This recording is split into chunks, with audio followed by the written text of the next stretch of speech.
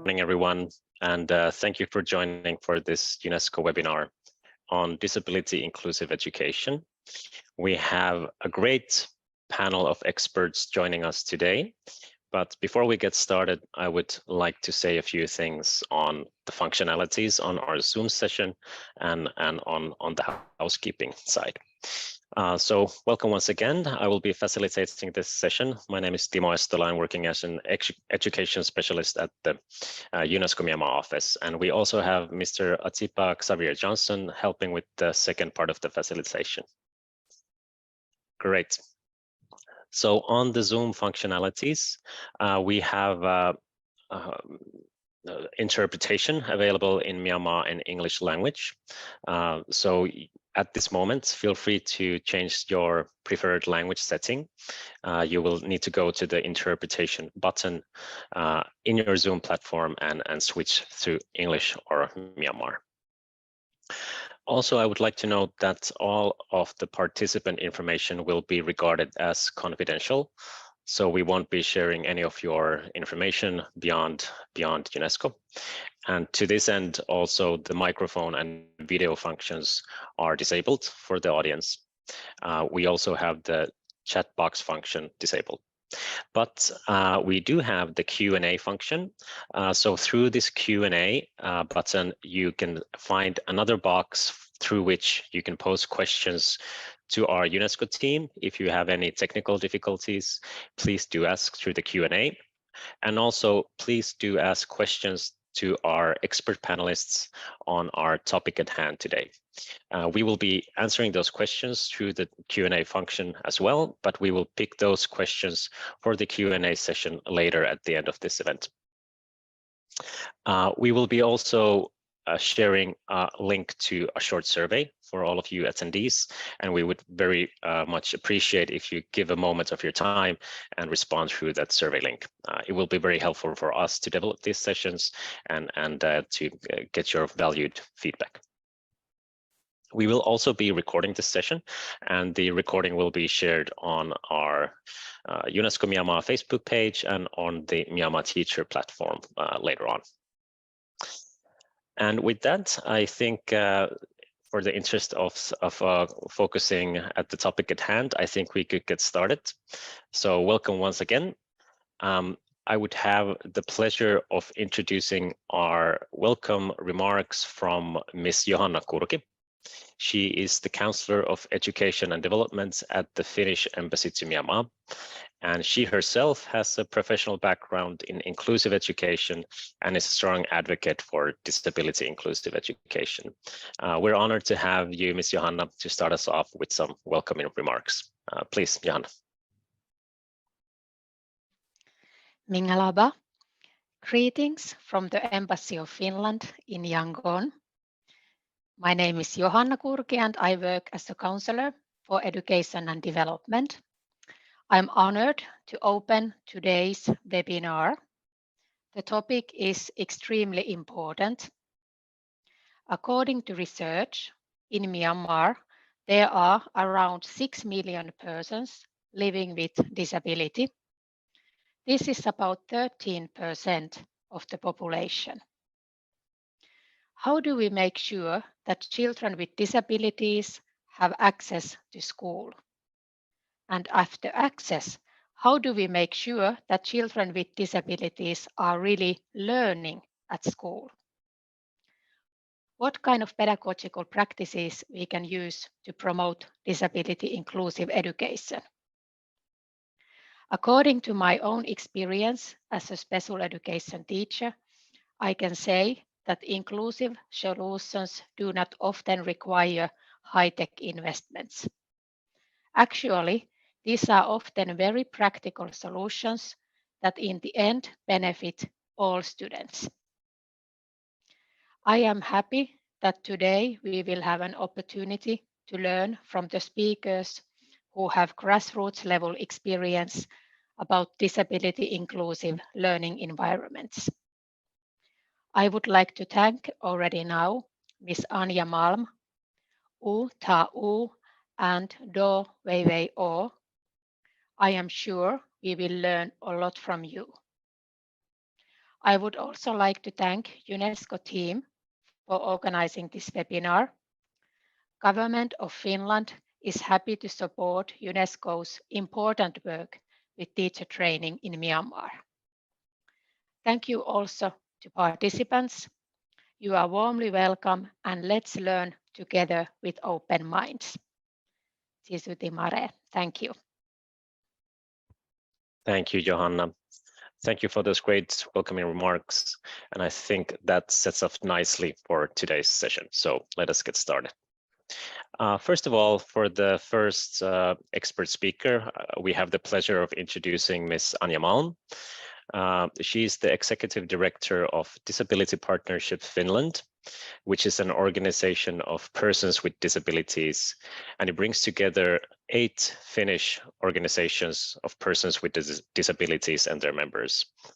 Ms. Anja Malm has an extensive experience in disability inclusion, such as mainstreaming disability in development cooperation and other disability issues. And most recently, Anja has been involved with a training program dedicated to Myanmar education experts on inclusive education.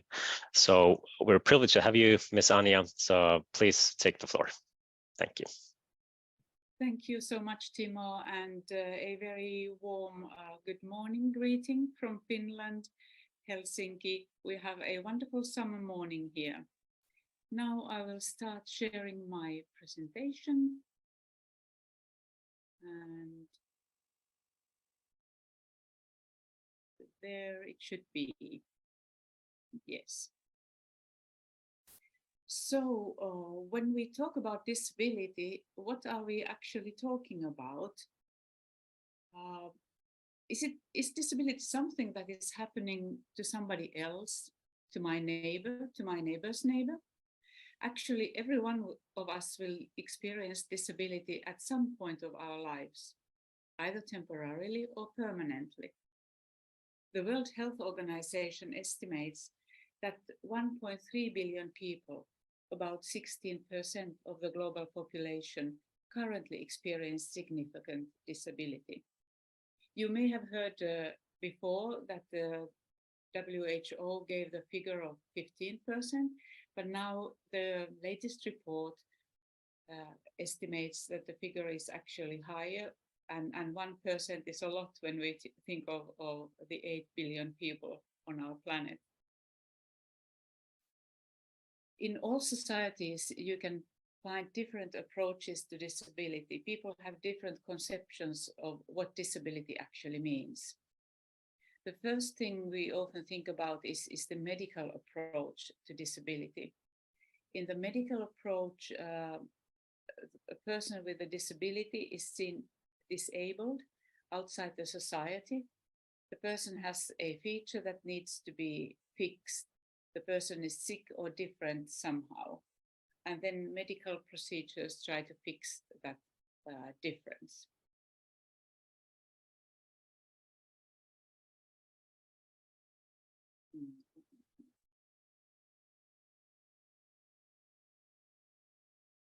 Then what is a very common approach in all societies is what is generally called a charity approach. This is, for example, supported by different religious beliefs and traditional beliefs. Here, a person with a disability is seen helpless outside the society, somebody who needs other people's help, and with our help becomes, well, not maybe an equal member of our society, but at least can participate partly. There is a very famous story of a Finnish disability activist. His name was Kalle Könkkölä, and he had a severe disability himself. He was dependent on a respiratory machine, but he traveled all around the world doing advocacy work for the rights of persons with disabilities. He was in a big town in Finland and gave a talk on the rights of persons with disabilities. After the talk, an elderly lady comes to him and says that, "Oh, Mr. Könkkölä, you have such a severe disability. May I pray to God that he will make you better?" And do you know what Kalle answered? He said that please pray for this city to have less stairs. So Kalle was seeing the problem in the environment, not in himself. But what is the modern approach is called inclusive approach or human rights approach to disability. And this is also known as the social model of disability. In this model, activities focus on inclusion, not on the person, and persons with disabilities are seen part of society. At this point, it's important to note that people with disabilities are not asking for special rights and privileges. Rather, we are asking for the same rights as everyone else. During the last 2 decades, still another approach has become part of this disability advocacy talk.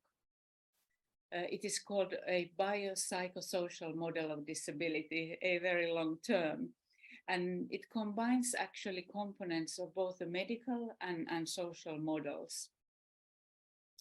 This is a holistic model that considers both a person's body and mind and the social environment where the person is living. In this model, we see the medical procedures or rehabilitation also important in improving the quality of life for a person with a disability. But we also see that the environment needs to change so that we can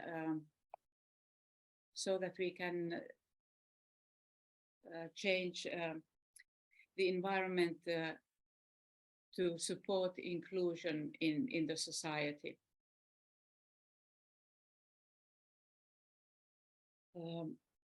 When we talk of disability, we often talk of disability as a barrier, but it's actually barriers become not of disability, but they become in interaction with various, with the environment.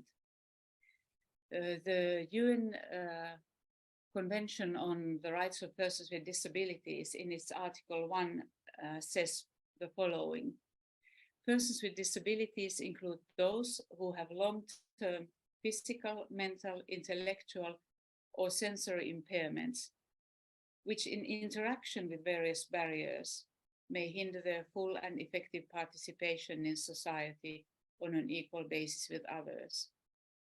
So it is the interaction with various barriers that result in exclusion from society, not the disability itself. And when we look at persons with disabilities, it is important to note that we should see the whole person, not just the disability. Like an Ethiopian disability activist, a lady called Yetnebersh, once said that I have one disability but 99 abilities. When we look at barriers that hinder full participation of persons with disabilities, the most concrete barriers are often in the built environment. We all know that stairs, thresholds, lack of elevators, they prevent persons with physical disabilities in entering buildings, in moving around in cities, in participating. For persons with visual impairments, low contrasts, poor lights, and reflections on shiny surfaces can be very disturbing and make moving around in environment difficult. And for somebody with low hearing as myself, echoing spaces, echoing auditoriums, echoing restaurants, very noisy city environments, they very effectively exclude myself and other people with hearing impairments from the company of other people.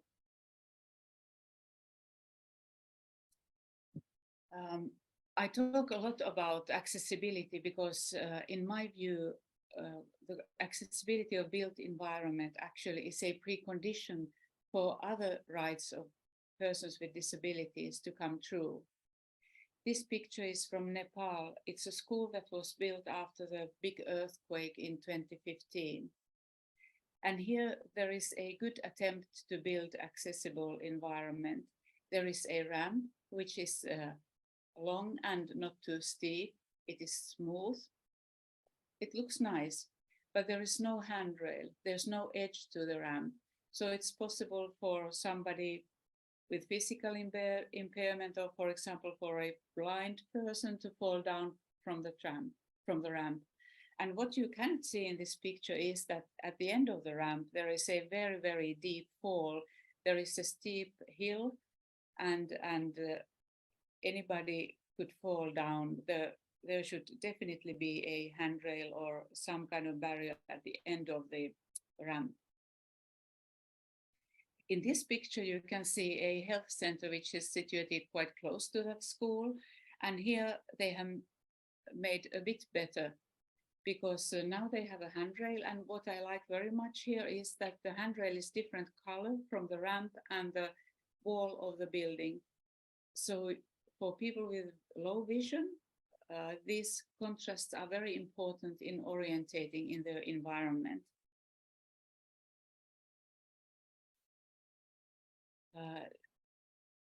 In addition to barriers in environment, communication barriers are important to note. Sorry, going too fast. Lack of sign language teachers and interpreters, lack of accessible materials for persons with visual impairment, lack of assistive technology, and so on and so forth. These are important points to note. Nowadays, accessibility of digital material is of crucial importance for people with visual impairments, and also for many other people who have learning disabilities who use digital materials, for example. So I talk about accessibility a lot because accessibility gives equal opportunities to participate in society. And in an accessible environment, all people can move and participate safely. Not only participate, but also safety is important.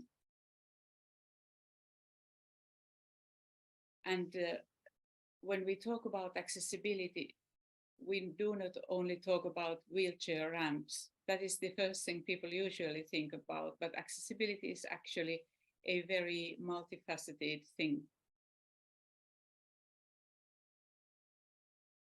When we come to education, we can say that without accessible school buildings and transportation to school, inclusive education does not come true to children with disabilities. Now, the next question often is how expensive it is. It need not be expensive. When accessibility is already in the architectural plans and interior design, it need not be expensive. And nowadays there is often goodwill to implement accessibility, but people don't know how. But there is a lot of material also on the internet on how to do it properly. Here is just a very simple example on accessibility where little details count. So if you build properly, you can move around easily with a wheelchair, for example, or for people with a visual impairment, so on and so forth. Little things are important. For example, the height of a threshold. 2 millimeters is the recommendation, 4 millimeters is too much. And you can find information on details like this on the internet, and they are really important when doing accessible environments. So education of architects and building engineers is a crucial point here. To show that accessibility need not be expensive, this is a preschool in Addis Ababa, Ethiopia. There is a ramp leading to a classroom where the materials are not expensive, and the materials can be found anywhere and used with imagination, so that the environment can be made accessible. Colors have been used nicely so that people with visual impairment can easily orientate. And then the biggest barrier usually in school environment is lack of accessible toilet. And the lack of accessible toilet effectively prevents especially girls with disabilities from attending school, but also for boys it's a challenge. When building toilets, it's important to think of the different facilities, that they are easy to use. And there is a wealth of material on how to do it properly on the internet. Here again, there are easy solutions that are not expensive when you just use your imagination and the available materials in the environment. These drawings are from a material that was produced by my organization together with some other organizations and the University of Helsinki. And you will get my slides. So at the end, there is a link to this material also. It's called Inclusive Wash in the Global South. It just shows that, for example, in the countryside, in any place, it's possible to build accessible toilets. Then when we come to disability inclusive education, it has been a big challenge lately that children go to school, but they don't learn at school. The learning results are not what we were hoping for.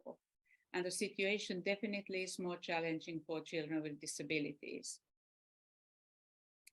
Disability inclusive education means equal learning opportunities for all. We need systemic changes. We need ongoing training to teachers. Teachers need support staff in classrooms, and teachers need to learn child-focused teaching methods. I cannot talk enough of safety in school environment and during travel to school. Children with disabilities, both boys and girls, run a higher risk of sexual abuse than other children.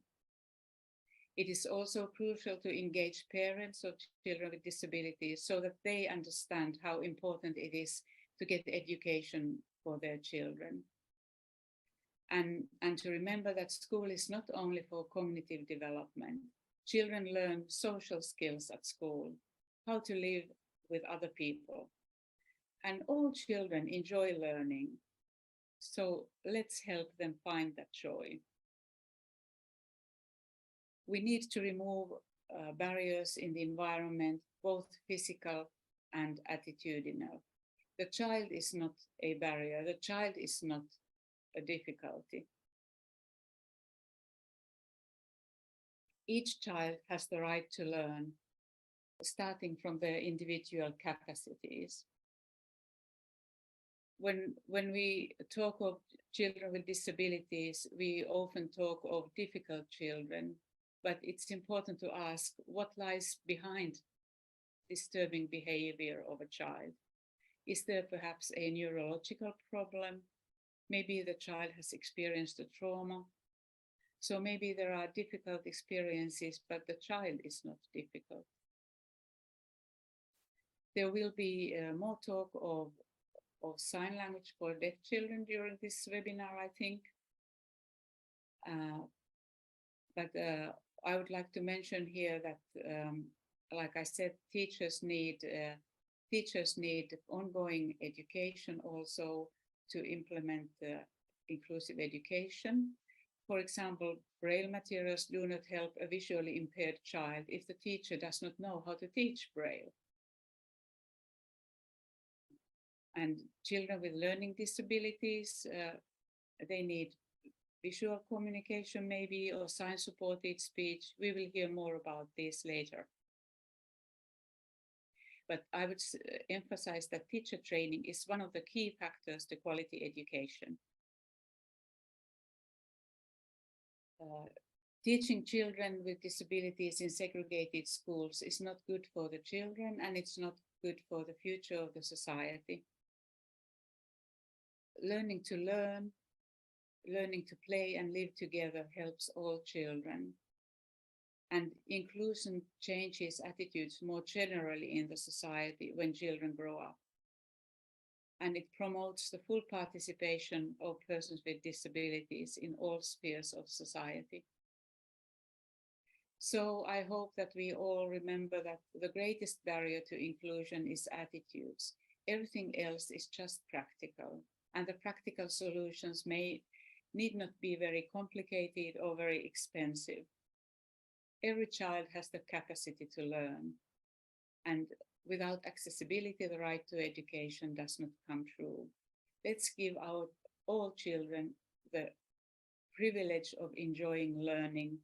Let's give them the joy of learning. Thank you.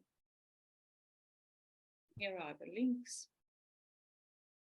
Great. Thank you so much, Ms. Anjamal. Thank you for your presentation. And as we learned loud and clear that there are different understandings and approaches to disability, and that disability is not the barrier. It is rather the environment and the attitudes that people with disabilities sometimes face. So thank you, Anja. That was a great way to start us off for today's expert sessions. And with that, I would like to introduce our next expert panelist. We have the privilege of having Uta Uk, the founder and managing director of Eden Center for Disabled Children, which provides support for people with physical and intellectual disabilities. Uta Uk has extensive experience in providing educational services for children and learners with disabilities, and in advocating for inclusive education and inclusion of people with disabilities in Myanmar policymaking. Uta Uk has a background in physiotherapy and disability studies and is a real expert on this matter in Myanmar. So please, Uta Uk, the floor is yours. Thank you. Let me share my screen.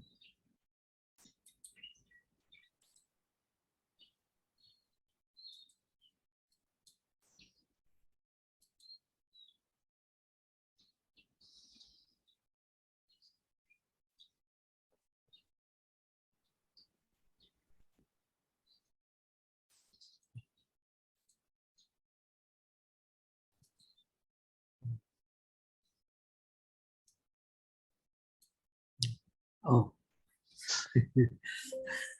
Yes, great. Thank you. Okay, thank you. Along with me, Mingalaba to you all.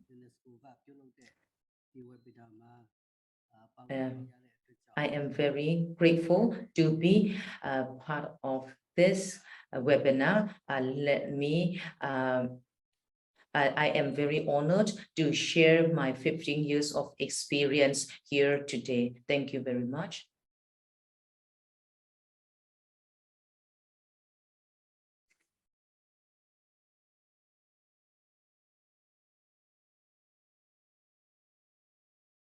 So I would like to divide my presentation into 3 parts. So the first part is the overview of the current context of inclusive education in Myanmar. And the second part of my presentation will be types of impairment. And the last part of my presentation will be about examples of pedagogical approaches in disability-specific education. So I will be talking about the experience implemented by NGOs. Thank you.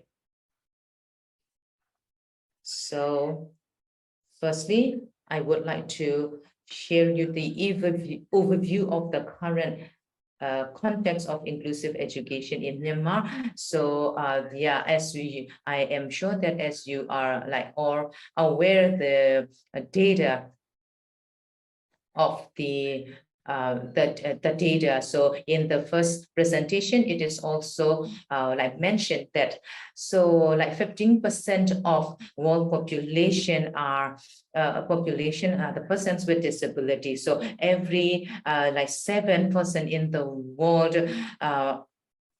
is like people with disability. So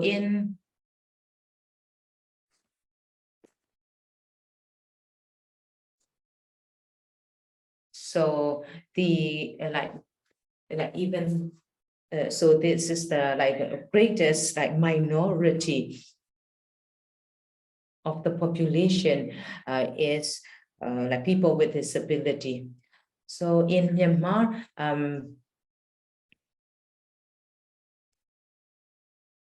we have the so we have the survey, and according to the like survey, that is the like report in 2019. Those according to a census report, like 12.8 of the population are people with disability, and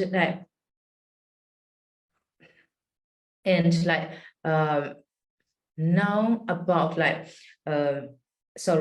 when we compare to the two reports like 2014 and 2019, so you will see that the percentage is has gone up to like 3%, like 3 times.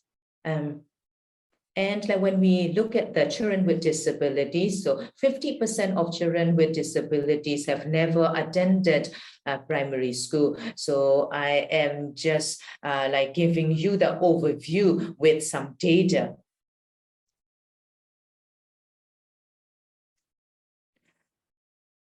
So let me also share you the inclusive education in Myanmar.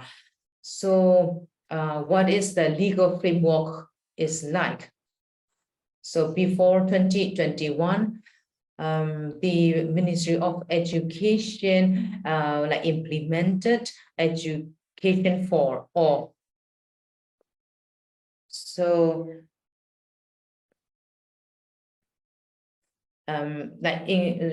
so there, like you may be aware that like took the leadership and implement education for all, and like we can also say like inclusive education for like people with disability, and a school was also established there for like to ensure inclusive education. So that is that was like that implementation was around in 2010, but in 2014 there is the national education law was passed. So in our Myanmar history, so in the amendment national education law, a lot of areas were covered for the education of people with disability. And like again in 2015, there is a like milestone, and that is the law on disability right was like passed. And during 2016 and 2021, I mean like that is the National Education Strategic Plan, NESP, like phase 1. So that is to be implemented during 2016 and 2021. And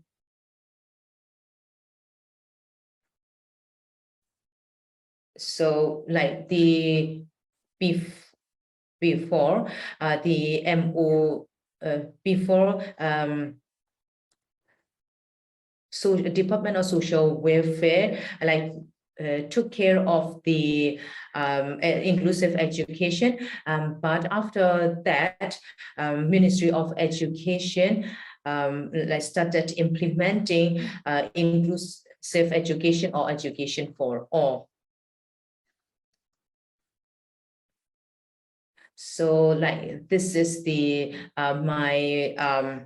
this is my brief like explanation about the education for all and the overview of education for all like process.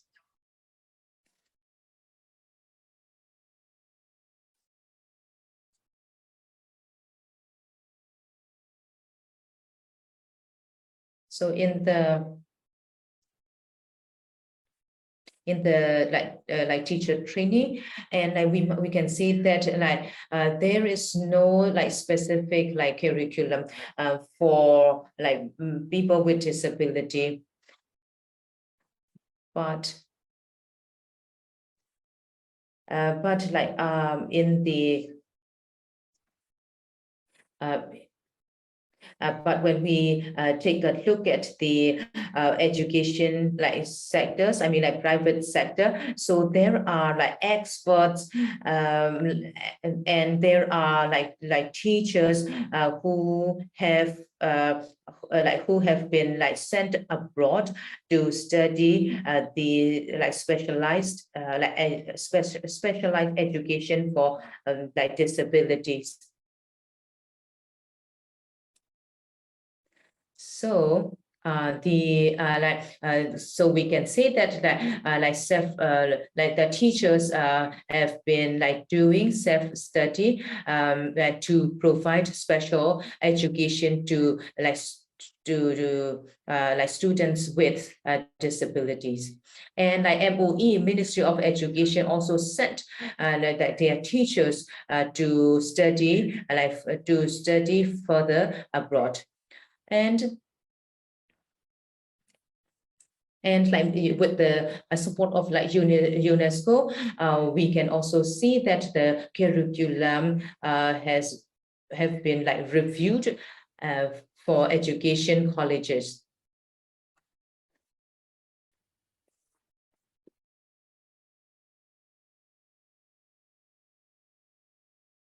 And like it is also very like it is I am very happy to learn that the like topics on disabilities are also like covered in the curriculum for education colleges.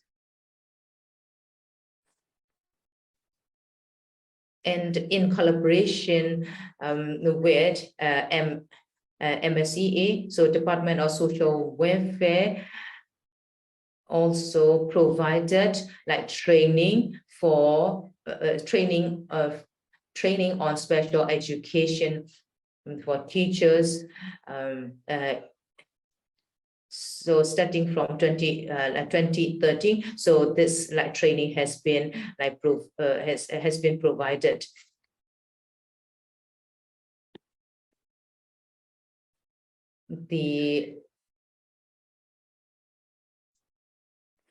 So the curriculum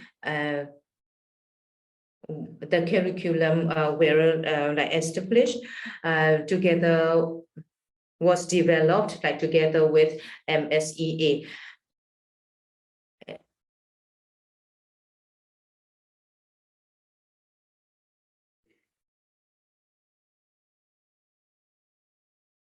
And including Eden and other like local NGOs are working hand in hand with Department of Social Welfare. And so we also provide like short like training and to other like organizations on request.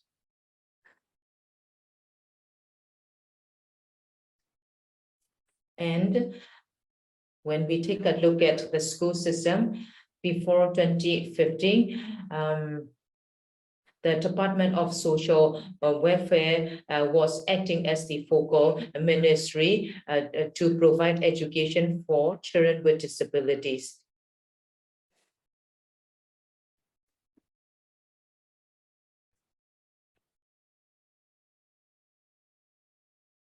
So, as a resource center, inclusive education resource center was established by a basic education department in Dago. So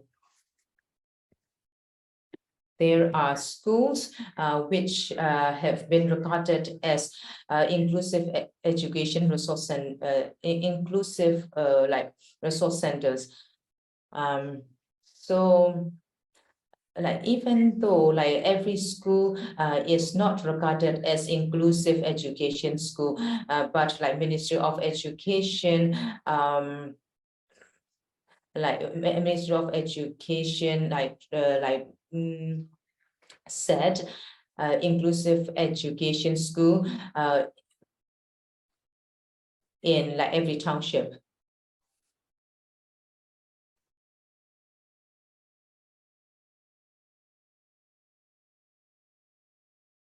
So before 2010, so private sectors introduced a lot of quite a lot of like special schools. I mean, like before, there were fewer special schools, but after 2010, like a lot of like special schools are blooming up.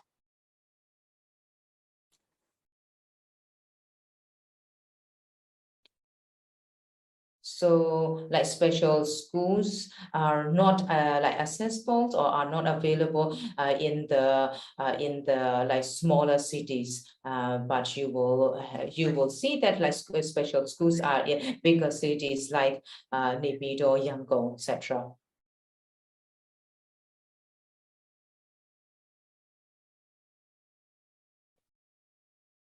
So these days, schools from both formal and informal like education like sectors, and also in the like ethnic sectors,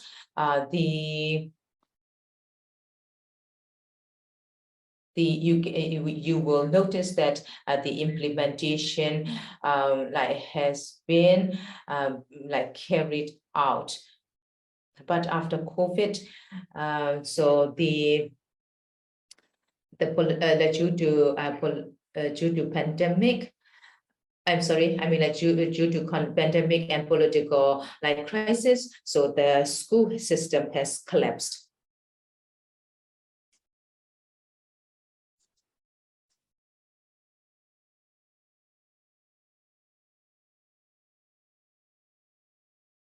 So like we can see that like the social model is still like influencing in sorry, instead of like what we mean here is like instead of like a social model, like medical model is still like influencing or dominating. So that's why there is like discrimination in community, school, and everywhere. So that's why like the social model of disability should be like promoted, and like we can see that like only then like there will be like confidence among like person with disabilities. So now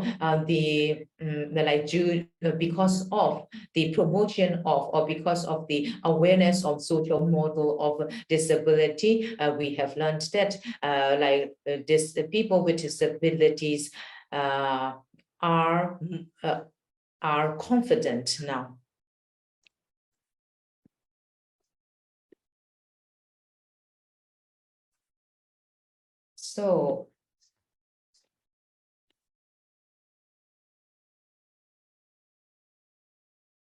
So there is the real conflict between like focal ministries. Like before 2015, Ministry of like Social Welfare took the leadership role, but Ministry of Education I started implementing education for disabilities. So I must say that there is a role conflict between focal ministries. So there is no clear point in terms of role between focal ministries.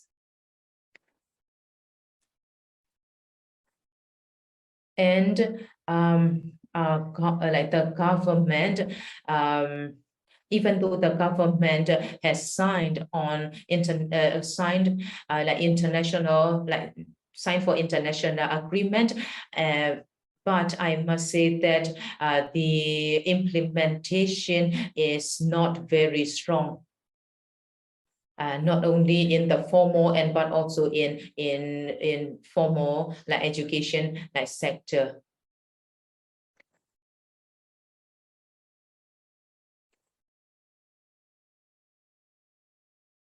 And I must say that there is weak policy and so I must say that there is a policy, but the implementation is not that strong.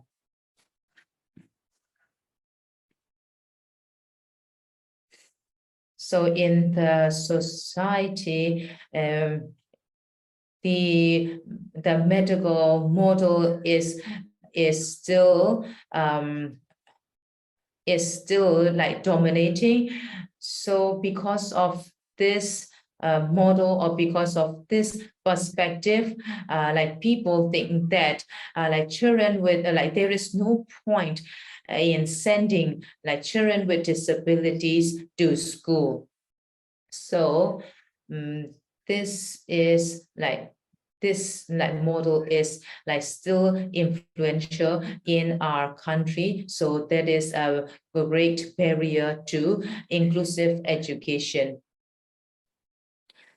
Because of this perspective, most learners with disabilities cannot access mainstream education.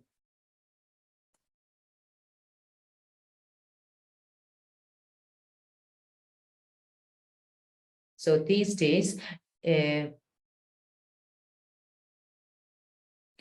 because of the policy, so schools are to receive or to admit learners with disabilities, but there are no qualified teachers. So the even though according to the policy, schools are to admit learners with disabilities, but schools are not ready to admit them.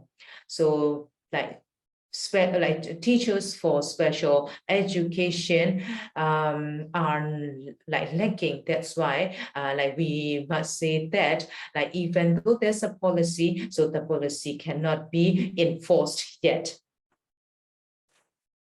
So this is the summary of the current context.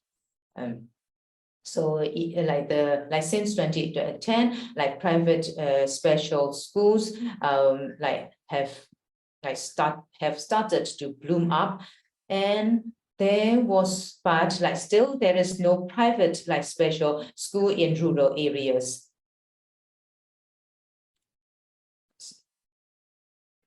So faith-based school and ethnic education providers have started changing their services.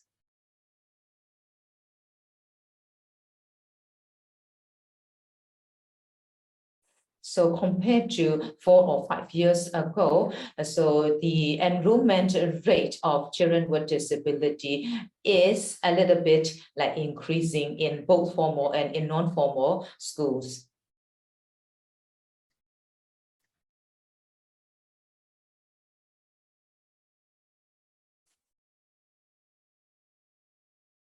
Even though there is a lot of encouragement like mainstream education for like children with disabilities, but I must say that the rate is very, very low. So like segregating like school is segregating I mean like schools are more common compared to mainstream education.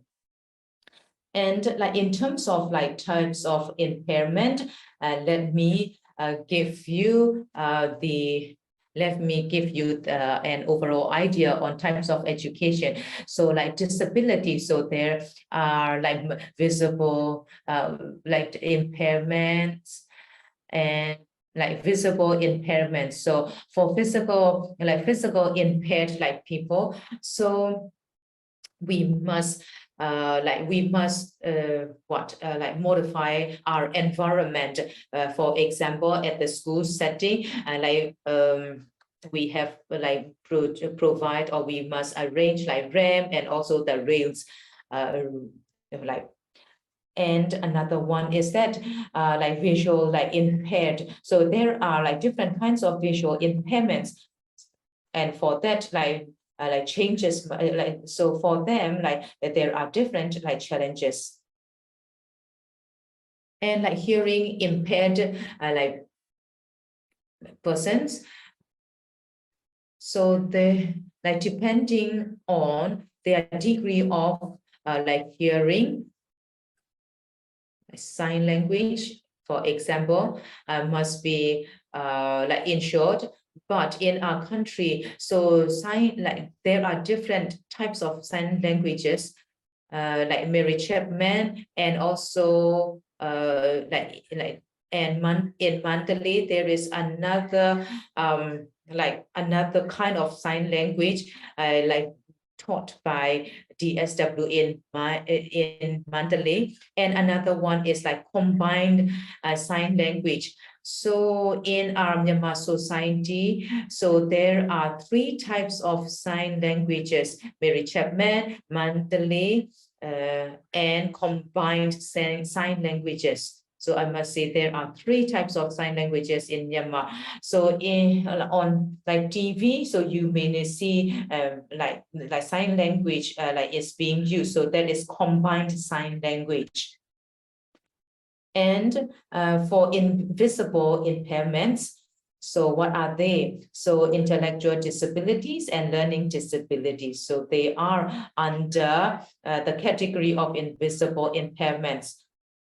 So under intellectual disabilities, there are a lot. So for example, autism and like people with Down syndrome. So there are about like 15 types or 15 categories under intellectual disabilities. Dyslexia is also one of the intellectual like disabilities. So the support and the learning, the learning support will be different from support to be provided to other kinds of like disability. So what are the pedagogical approaches? So let me share some of the implementations by NGOs and our center, Hidden Center.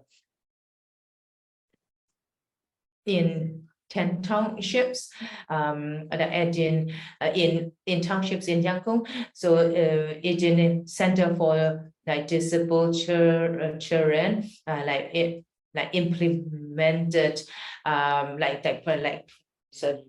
local level projects. So, but for the sake of time, I'm not going into details.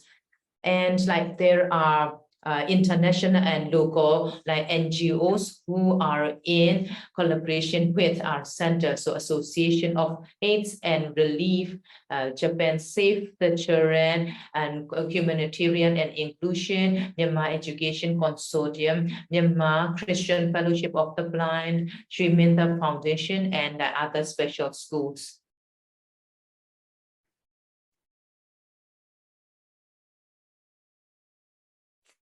Yeah, for the sake of time, let me just hurry up.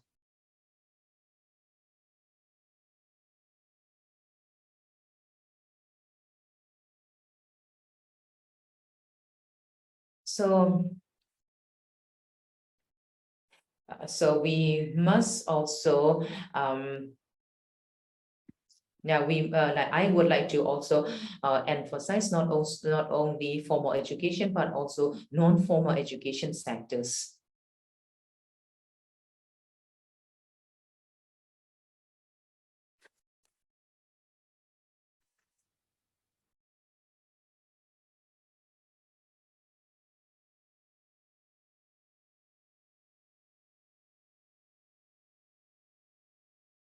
So I must say that there is a lot of like improvement or like progress after 2015 when Myanmar Federation for Persons with like disabilities was formed. So like organizations on disability rights have like started the like engaging a lot.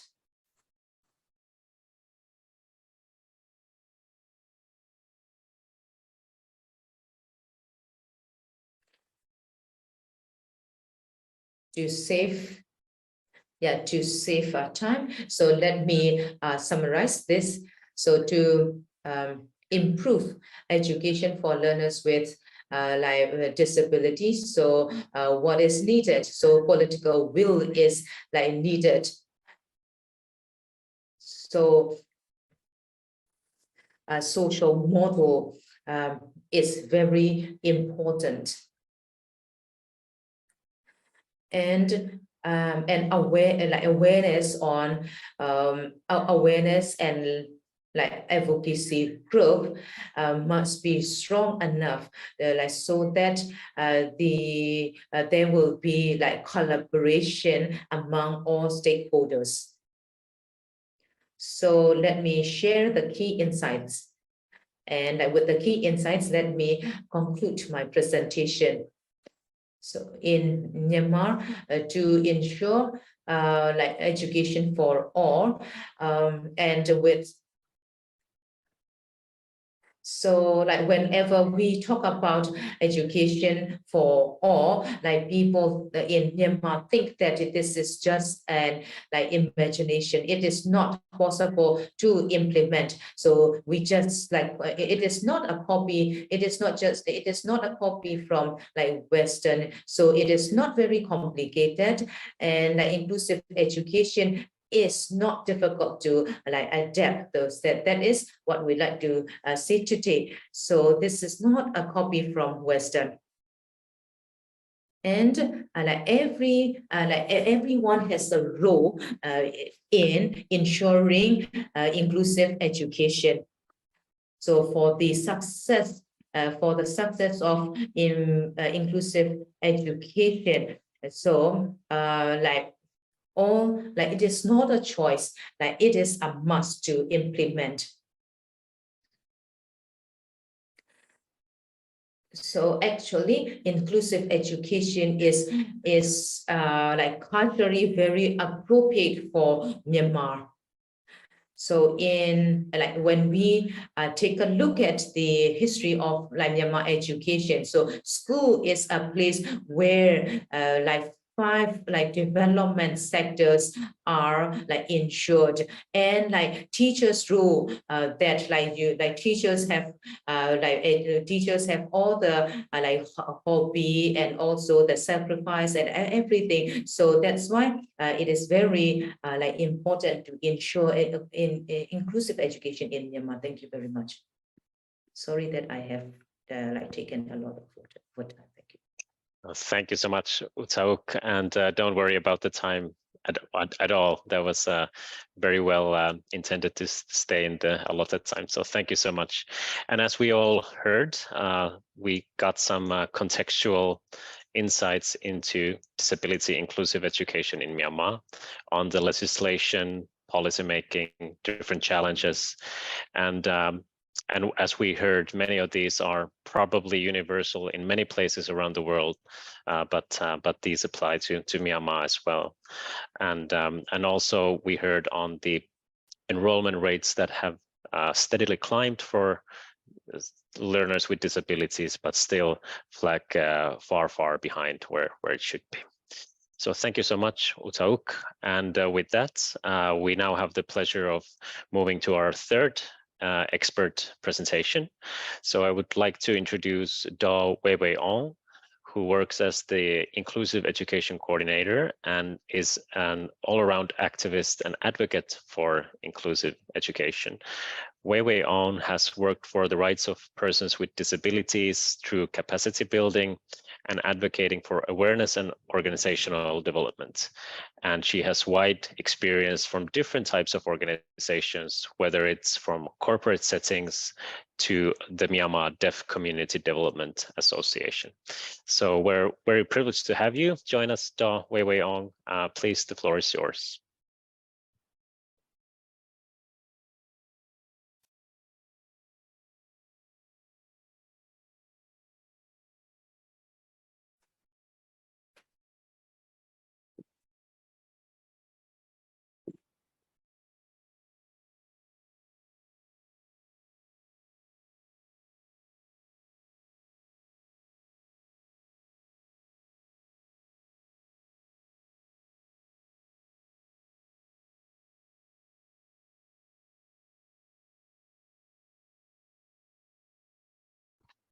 Sorry, Daw Weiwei Ong, we can't hear the voice at this moment.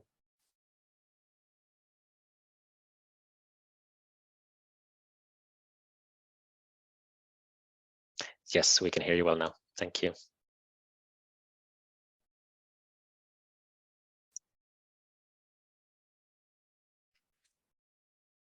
My name is Daw Weiwei Ong. I am inborn a person with disability.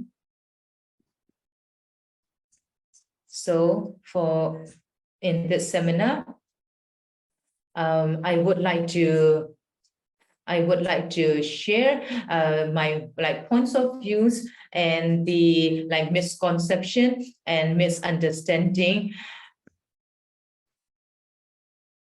towards person with disability. So my presentation will be based on my experience. So disability is a part of our life, and the perspectives are also very different. So all these things have already been explained to you in by the previous speakers.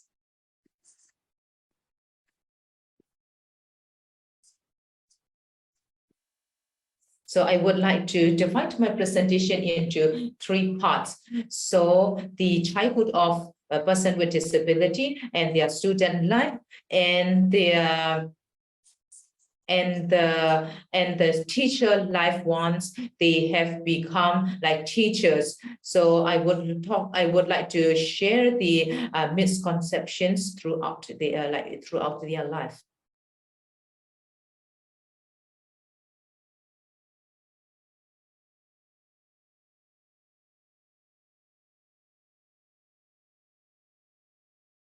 So first of all, so when we like what can you see or what comes into your mind when we hear the word like disabilities or children with disabilities? So there are a lot of barriers.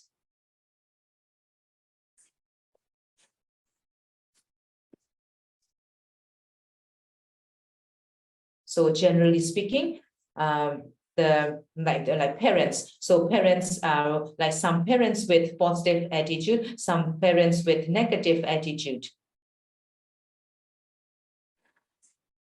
So like when we take a look at parents with negative attitude, so the parents are from the parents with like low like income, the like poor parents. So how they see what are their perspectives? So their perspectives towards the disability. So they are like because of karma and because of what they have done in their previous life. Now they are like with disabilities. So it is like difficult to support children with provide children with disability with education. So the children with disabilities have become inaccessible to education. So in like let's say there are five children in a family. So of them is a person with disability. So that child with disability is the last priority in the family. So the child would receive like least like favor. Like that it is a burden for the family.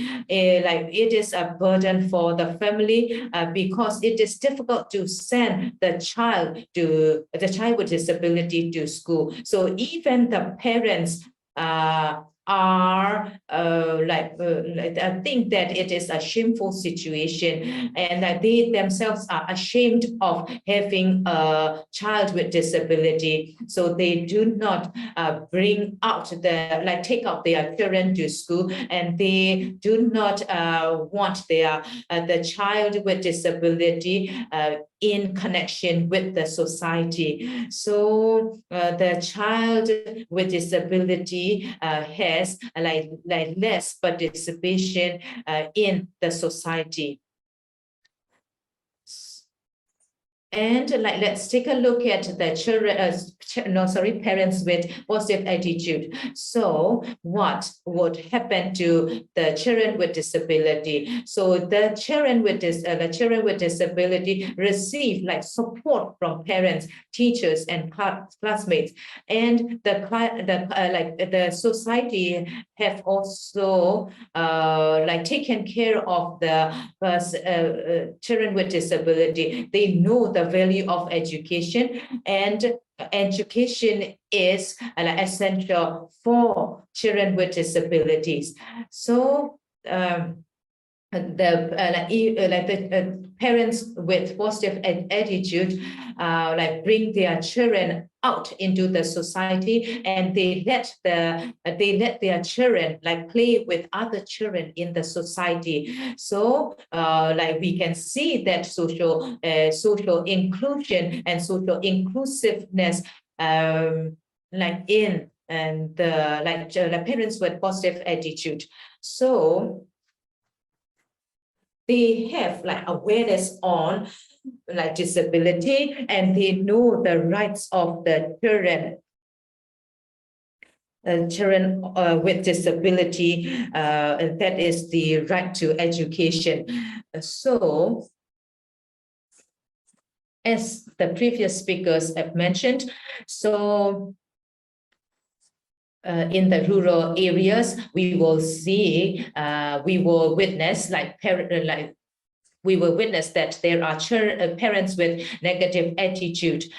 Like I myself is a person with disability. So this is my experience. So when I visited a monastery, so there it is a two-story building. So like my left hand is not like developed. So when I when I pay homage to the Buddhist monk at the monastery, so the monk himself told me that your disability is due to your karma, what you have done in your previous life. So I was very ashamed. I was only 10 years old.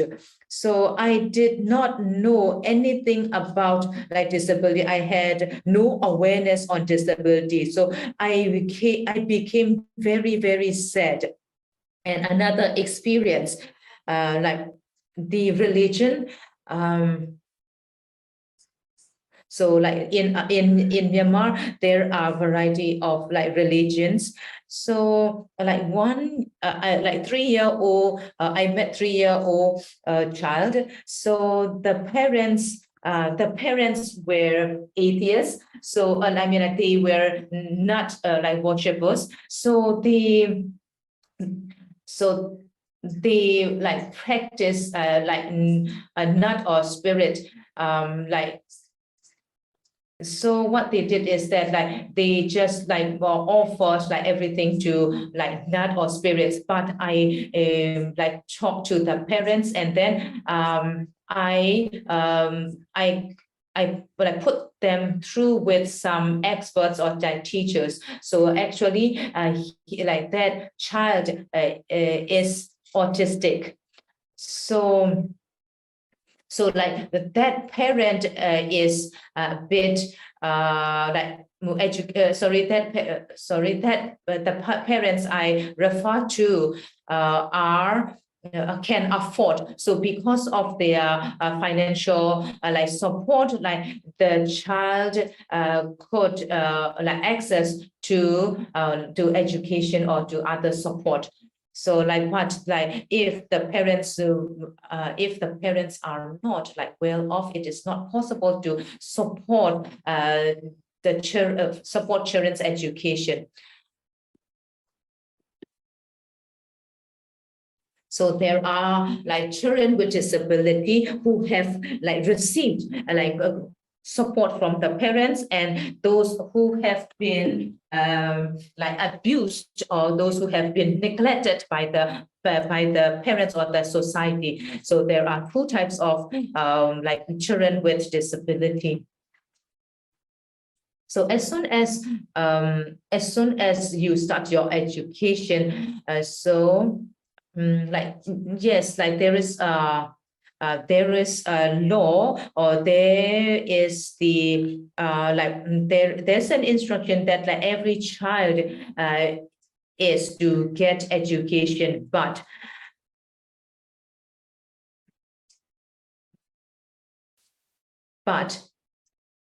how that education be accessible to children with disabilities. So how can we reach out to children with disability for the first enrollment at the school? As soon as the school starts, the students are the first. Students are to meet with teachers. In that case, in that sense, when the teachers have no awareness on disability, so the teachers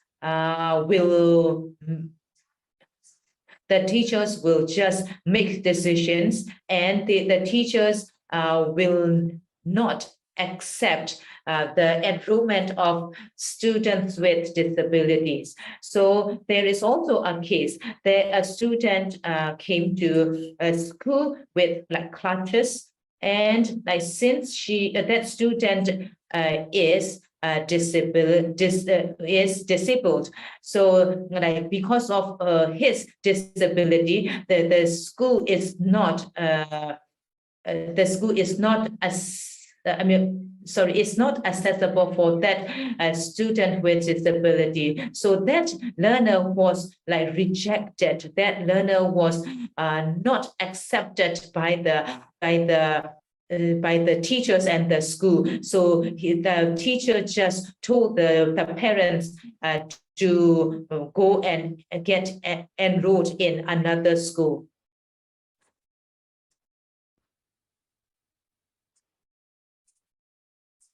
So there are like students who have been like rejected or who did not have like opportunity to get enrolled. So for me, I was like lucky, and I received like support from my teachers. I got enrolled at the school. So the support of the classmate, the support of the teachers are very important. And for like parents with poor financial situation, it is not possible to send. It is not possible for them to send their children with disabilities to school because there are like other expenses. So for that, for the expenses, since they cannot afford, so the parents decided not to send their children to school anymore. So in Myanmar, there are like 4 types of disabilities. So there are like assistive like devices. So if the children with disability have no assisted devices, then it is not possible for them to go to school. For example, wheelchair. So you need a wheelchair, but you don't have a wheelchair. In that case, how can you go to school? So the parents, for the parents, it is for the parents there will be a workload to send the child to school.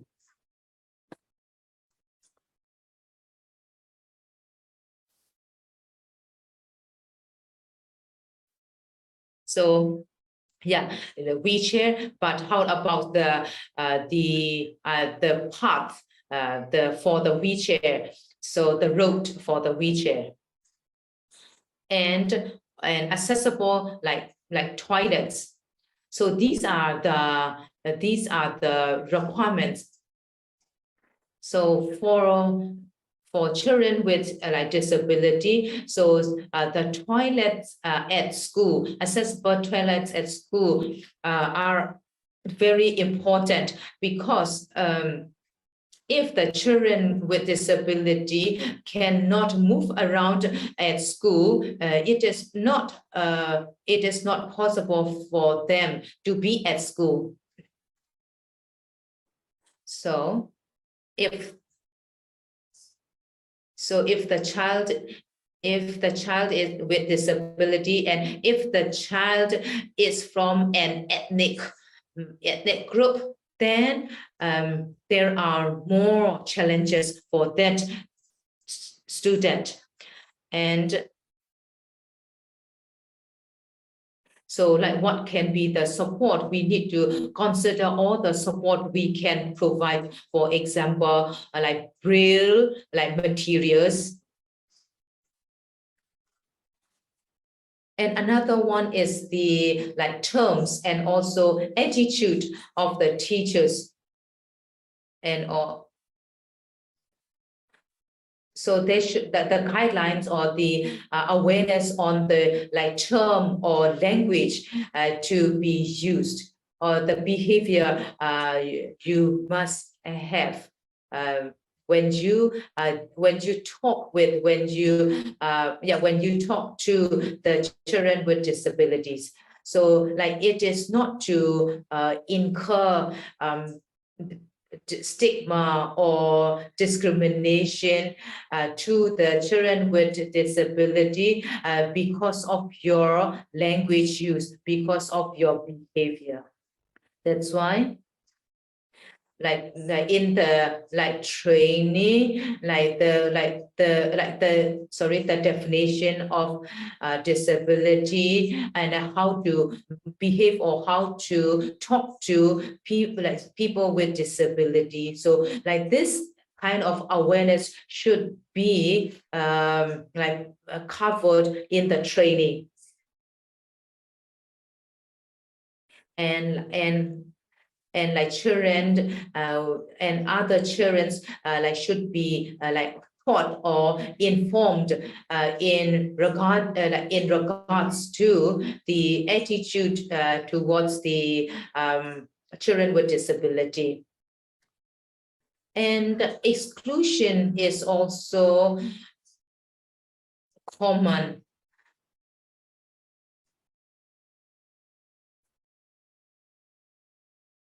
So if you overprotect children with disability, that can lead to exclusion from participation.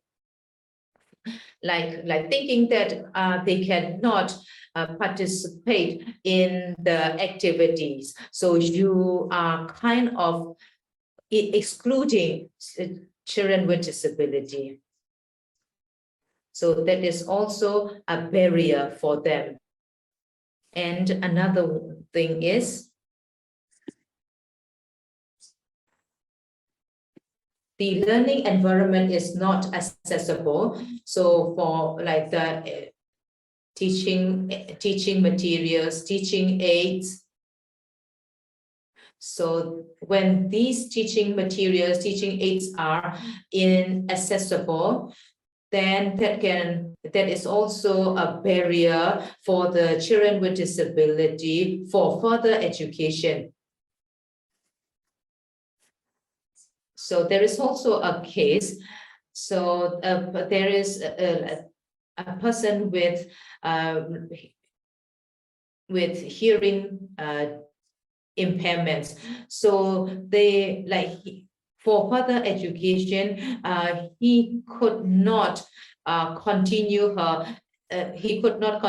his education because so he joined the university, but after a year he had to discontinue his education. So he had to wait for his brother to start the university. So he waited for 3 years to continue his education due to lack of materials. So for me, I can hear only one thing is only one difficult is to carry things or to use my hand. So I have friends. And I have already mentioned that the support of my classmate is very important. So I have received support from my classmates. So a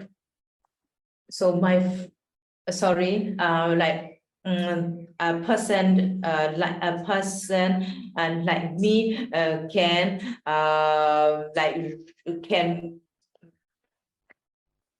can access education if you have support from your friends and classmates.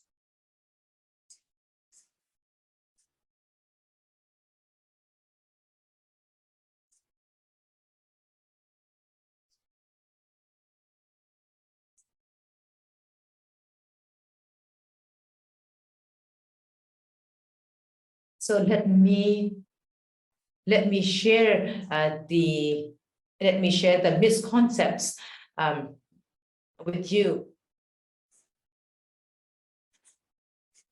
So in our education like setting, there are different systems.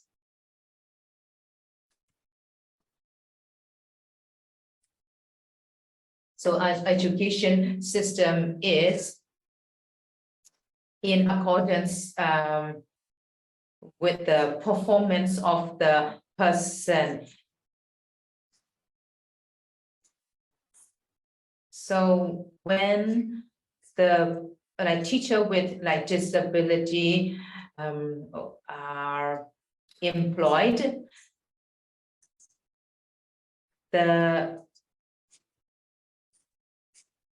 without looking at the performance of the teacher with disability, the community will take a look at the physical appearance of the teachers. So the parents will judge, but just by looking at the appearance of the teachers, the disabilities of the teachers, they don't care about the physical, they don't care about the physical the performance or the ability or the capacities of the teachers. So that is what the teachers with disabilities are facing.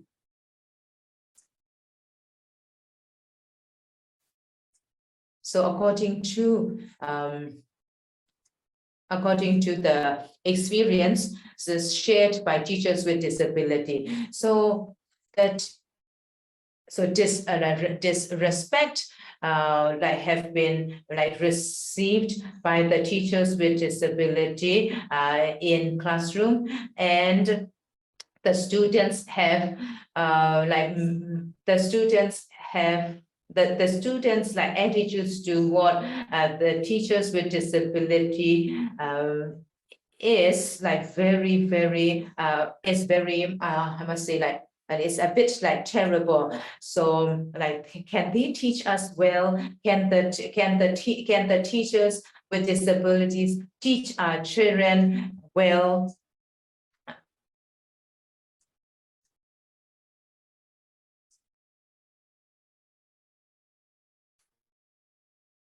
So the teachers, but some teachers could change the perception of the community or of the parents by explaining to them their achievement and what they can do.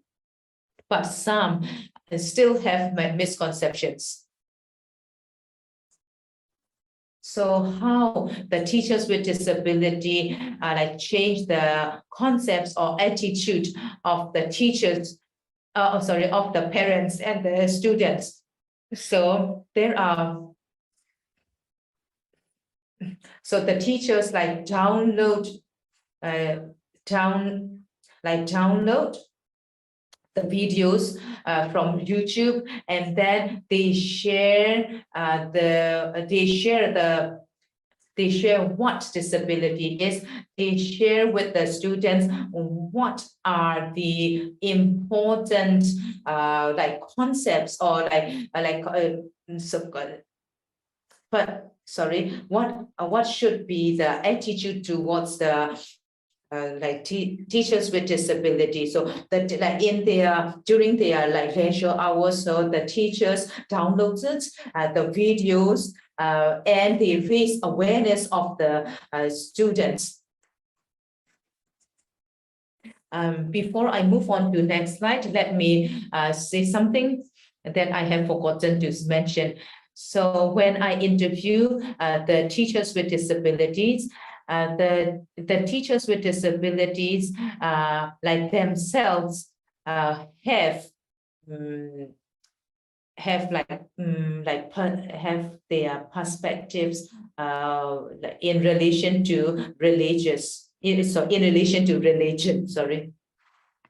So how can we promote disability inclusion?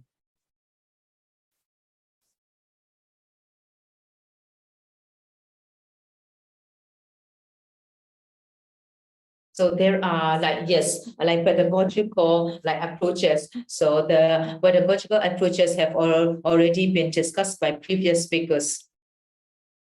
So I would like to share the voice of the teachers with disability.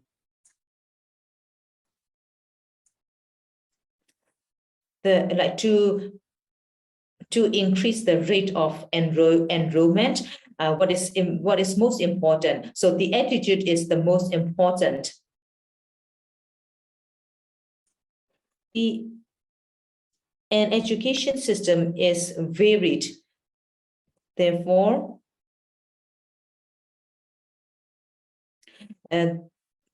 there are organizations who are working on inclusive education for persons with disability. So the organizations should identify the types of disabilities, and I think we should make assessment. We should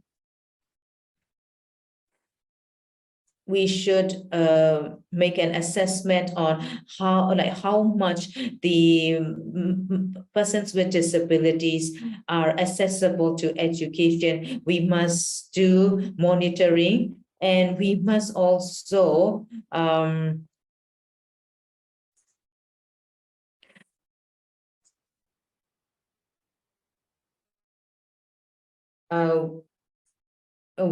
afterwards, we will know what kind of support we can ensure. So the most important thing is data. So data is very important. With the data, we will be able to know how much support we can give. We will have a clear picture of how we can support and how we can implement. And so the learning environment is to be ensured to be accessible. For the time being, we are in situation. So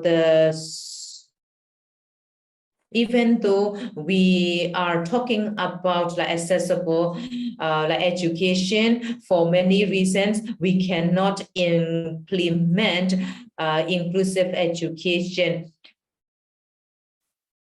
So we are to focus not only on children with disability, we also need to care about emotional well-being of the teachers.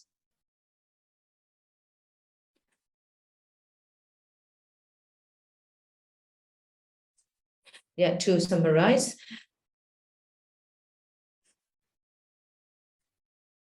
there are 4 parts. The first thing is to do research, to make a lot of assessments. Only then we will know what are to prioritize, what are the areas we need to support. So training materials and types of, when we identify types of types of impairments and kinds of support we need to support, then we will be able to provide, or we will be able to create the environment which can be accessible, which can be accessible by any person with disability. So monitoring is also very important. So and another thing is a learning environment. The learning environment must be made accessible. When a learner with disability go to school, it is important for that person with disability to have an accessible environment. And so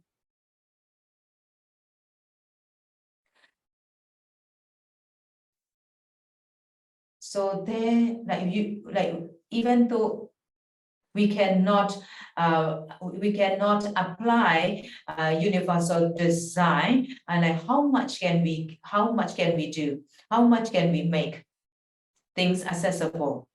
So the teachers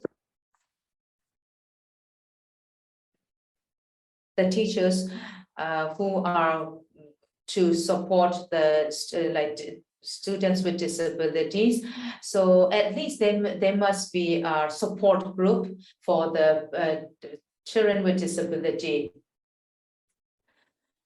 So if the children face or encounter any challenges at school, so the children with disability can talk to someone at school. So a safe space for the children with disability must be created at school.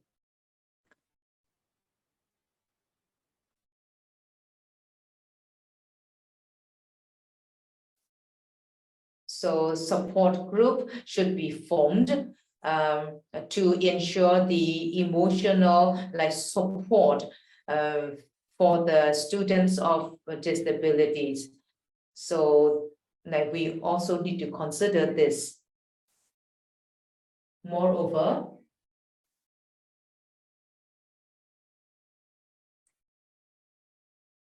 for an education year, what can we do? Like awareness session and awareness session is to be ensured so that we can somehow change the perspectives or the conception, change the misconception, misinterpretation, or you can change the perspective of other students. And there should also be a guideline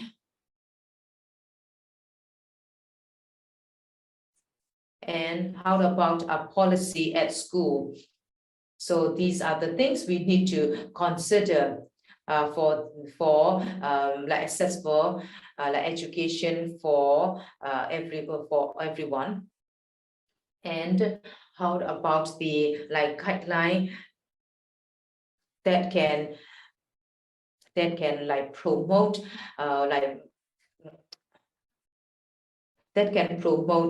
as the education for person with disability. So we are, even though we are going for inclusive education, we also need to think about the health care for the persons with disability.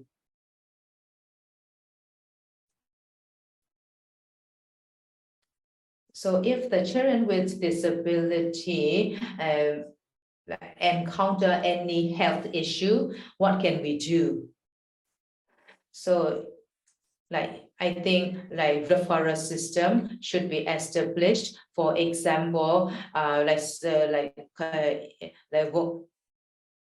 link up with a psychologist.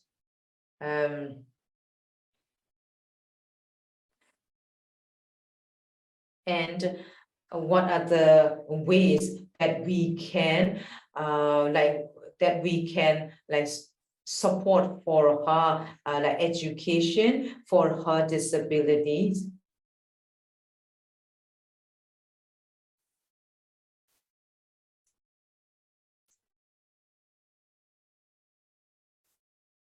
And we also need to consider supporting assistive devices.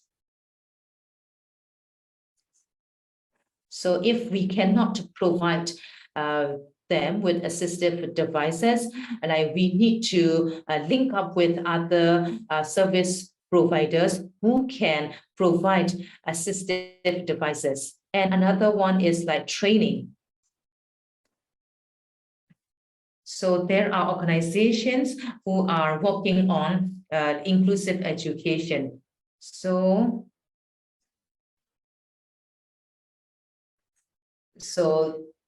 the organizations, you know, we also should like seek advice from like organizations for inclusive education.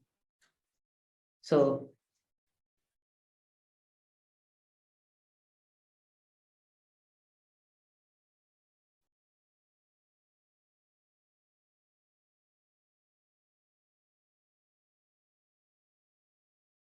from with the with the approaches, then you can also like adapt or you can also adapt the approaches in line with what you need.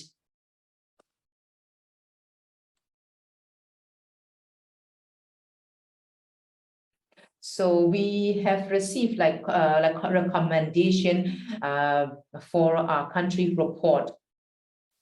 Yeah, in our country, yes, the implementation for the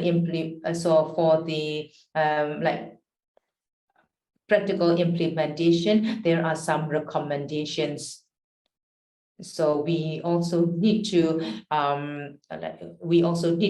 like consider all the recommendations for the country report.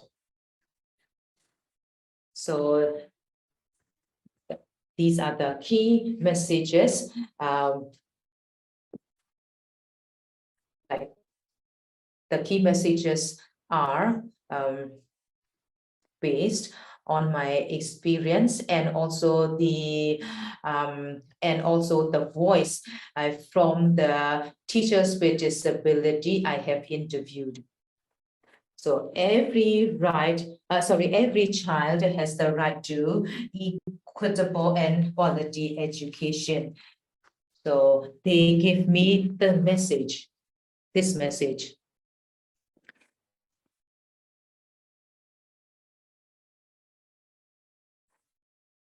So education is very important for children with disability. So only the education can change can empower and can change their life. That's why the empowerment of parents and the community is very important. So like when I say community, so it refers to the family members, the student, the friends, and the relatives, etc. So the support and also the attitude and their awareness are very important. We can like support like an inclusive education. That's why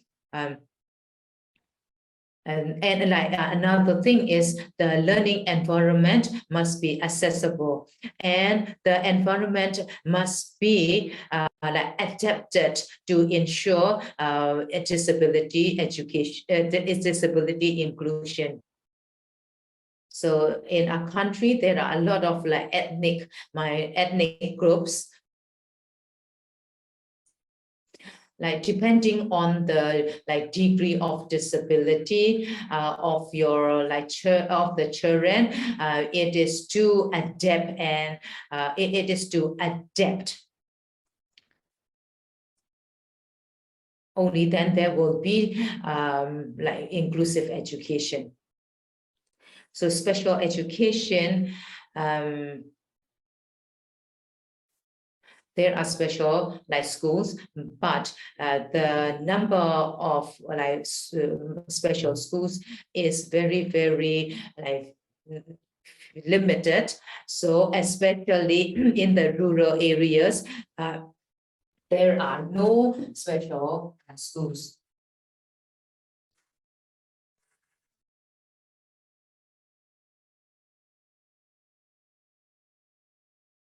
It is important to like consider the rural areas or the areas where practical implementation is not yet possible.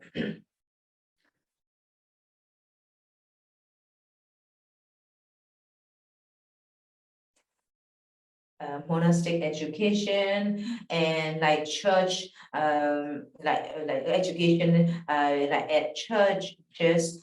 So like inclusive education is to be ensured.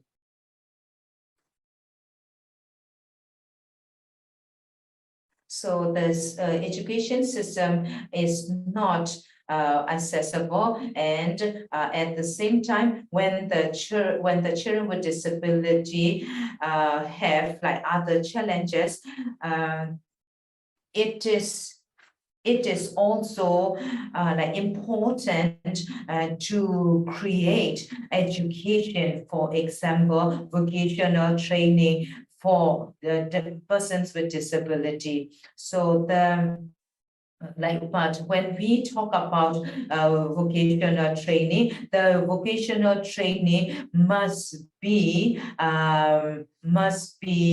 like something which is which is contextualized and something which is accessible in the like rural area. Thank you very much.